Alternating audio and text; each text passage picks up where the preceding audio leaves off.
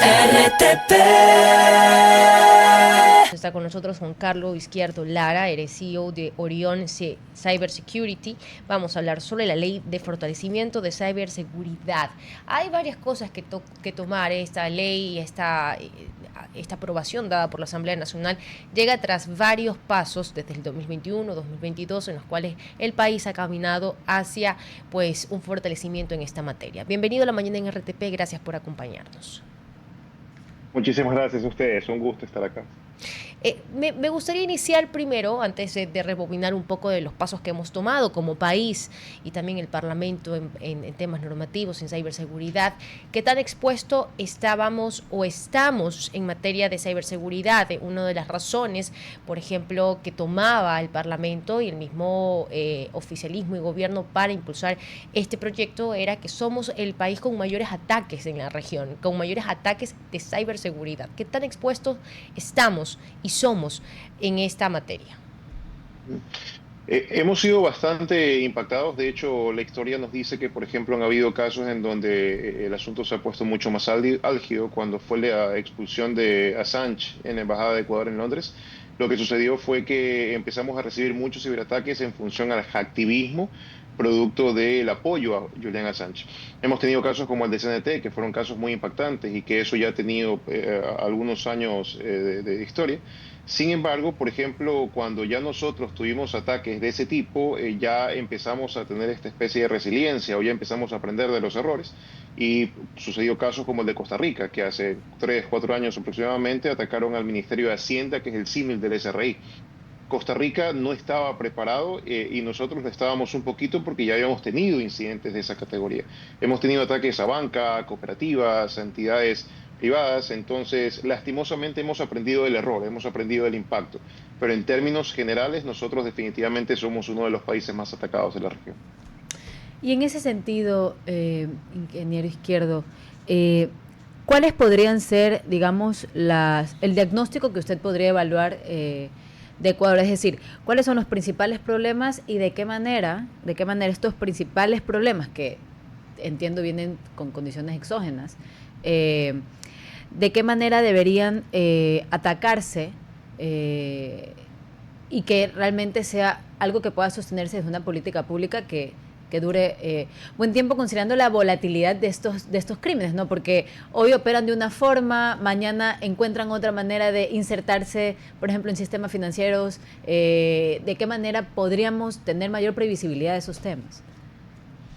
Hay un apetito bastante grande por conocer acerca de esta temática, sin embargo también hay una sofisticación muy grande. Por ejemplo, en términos militares sabemos que en el espectro de la guerra hay aire, mar, tierra y espacio y todo se movía en cuanto a eso. Y siempre menciono esto cuando se trata de ejemplificar un ataque. Cuando vino un misil de Rusia, sabemos que fue Rusia el que nos atacó. Sin embargo, si viene un ciberataque de Rusia, no sabemos o no podemos Ya. atribuirle a Rusia, porque probablemente pudo haber sido alguien en Chile que se conectó desde Rusia. Hay múltiples técnicas para poder camuflar, por decirlo así, este tipo de conexiones. Esto es el famoso quinto dominio, el ciberespacio. En el ciberespacio la cosa se vuelve mucho más volátil, se vuelve mucho más dinámica, porque los actores ya no son personas preparadas, son personas que incluso tratan de buscar en Internet cómo impactar algo y lo hacen. Ahora con el uso de la inteligencia artificial es impresionante cómo los programadores, esa era romántica en donde las personas, o por ejemplo los antiguos hackers, que no está mal dicho, porque el hacker es una persona que conoce acerca de una temática, de un sistema, y lo puede descompilar, recompilar, puede hacer múltiples cosas con aquello. Lo que hacen ahora es poner cómo ejecuto tal programa, tal aplicación, tal utilitario para impactar a una infraestructura. Entonces, el factor sorpresa ya deja de ser sorpresa, porque ahora no estamos enfrentando a que quizás nos ataquen, sino en qué momento nos van a atacar y cuando nos ataquen, cómo vamos a responder.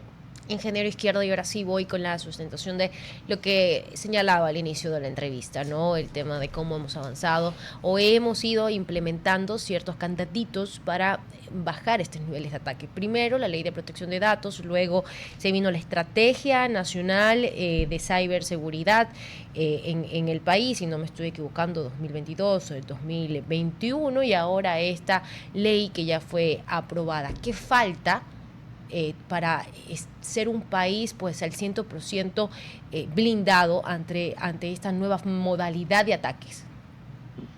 Lastimosamente no vamos a poder llegar a un 100%, esperaríamos poder hacerlo, sin embargo en términos de seguridad resulta utópico porque todo este concepto cambia constantemente. Para ponerles una referencia, el año pasado entre ataques confirmados y no confirmados, pero que se evidenciaron porque hubo algún tipo de filtración, hubo 17, que da un promedio de 1.4 por mes. El mes pasado, ya del 2026, tuvimos 2 ataques. Entonces en Ecuador ya está avanzando esto de manera vertiginosa. ¿Por qué? Porque los mecanismos cambian y todos nosotros nos estamos volcando al ciberespacio, nos estamos volcando a Internet. Ya muy pocos de nosotros tenemos una memoria flash o un USB, todo lo almacenamos en la nube. Ya muy pocos de nosotros tenemos información en la agenda, la tenemos en las distintas plataformas, incluso las fotos ya no las tenemos guardadas, las tenemos en las redes sociales. Entonces, cuando se trata de implementar medidas, toda estrategia sirve en tanto y en cuanto podamos establecer marcos de referencia que sean legítimos y que sean apropiados. Por ejemplo, nosotros desde hace algunos años hemos intentado establecer esta estrategia de ciberseguridad apalancándonos en el hecho de que tenemos que dividir las infraestructuras críticas de las infraestructuras esenciales. ¿Qué son las infraestructuras críticas? Son aquellas que de una u otra manera interviene el factor humano en el caso de alguna afectación. Por ejemplo, hidrocarburíferas, transportes, aeropuertos, agua, luz, etcétera. Entonces, ya cuando empezamos a delinear ese camino, nos empezamos a volver mucho más fuertes. La ley de protección de datos fue un punto importante dentro del concepto de la concientización en cuanto al dato.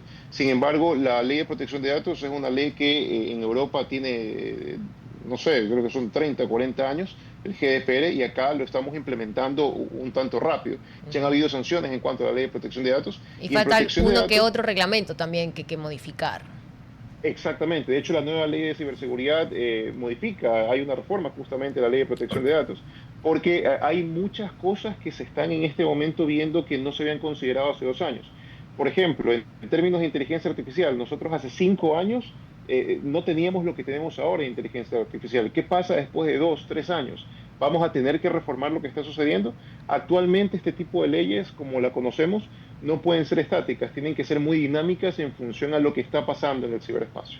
La Asociación de Periodistas está preocupado por la nueva ley y no sé qué opinión tiene de poder meterse en una forma para investigación, espionaje, etcétera, etcétera. ¿Cuánto hay de cierto en eso, ingeniero? Muchas gracias, don Ramón, por la consulta, porque es algo que está circundando en el medio y la respuesta es que en ninguna parte de la ley se establece algún tipo de mecanismo de interceptación de comunicación. No va a haber esto de que la ley permite que, por ejemplo, un usuario intercepte la comunicación de otro usuario. No, más bien lo regula. Hay un concepto que es importante en la ley y que quizás lo vamos a ejemplificar con los actores. La ley va acorde al humano y a la empresa, a la persona natural y a la persona jurídica. A la persona natural es a el niño y al adulto, porque de hecho hay programas de concientización que a mí me parece fabuloso.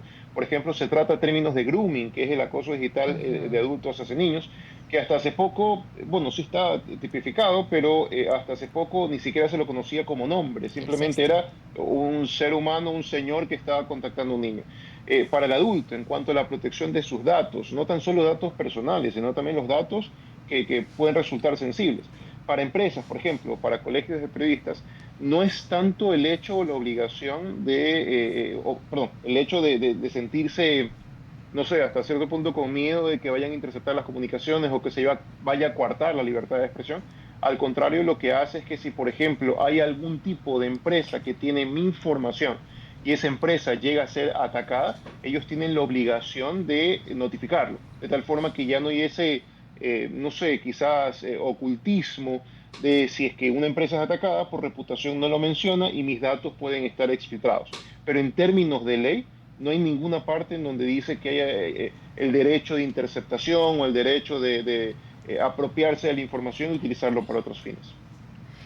Ingeniero, la ley también prevé la creación, lo digo textualmente, de un ente rector que entre sus obligaciones va a tener digamos, la necesidad de elaborar, mantener, pero también actualizar el Catálogo Nacional de Servicios Esenciales y de Infraestructura Digital. En ese sentido, este ente rector que tendrá que actualizar estas condiciones, ¿por qué es importante eso y de qué manera puede fortalecer ciertos cimientos en esta ley? El ente rector que se lo establece ya en la ley, que de hecho ya ha venido siendo durante los últimos años, es el Ministerio de Telecomunicaciones. Ellos también tienen un comité de seguridad en donde se establecen algunos puntos como marco de referencia. Sin embargo, también mucho aplica el concepto de qué tan preparados estamos. Voy a enfocarme en la Ley de Protección de Datos porque creo que es un interesante ejemplo. Cuando se implementó la Ley de Protección de Datos se dijo, bueno, tenemos tanto tiempo para poder implementarlo y todos empezamos a volcarnos a ver qué hacíamos. Conozco casos de empresas que hasta el 31 de diciembre la opción de poder nombrar a su delegado de protección de datos y lo hicieron el 31 de diciembre a las 11 de la noche. Y eso realmente no es cumplimiento, a ratos es cumplimiento, porque digo que estoy cumpliendo, pero por toda la vorágine que se tiene que realizar, al final del día solamente estoy poniendo en papeles, oigan, estoy aquí. Ojalá no pase en el término de ciberseguridad o con la ley de fortalecimiento de ciberseguridad, porque por ejemplo tenemos al ente rector que también se va a apoyar en el CECIR, que es el Grupo de Respuesta ante Incidentes.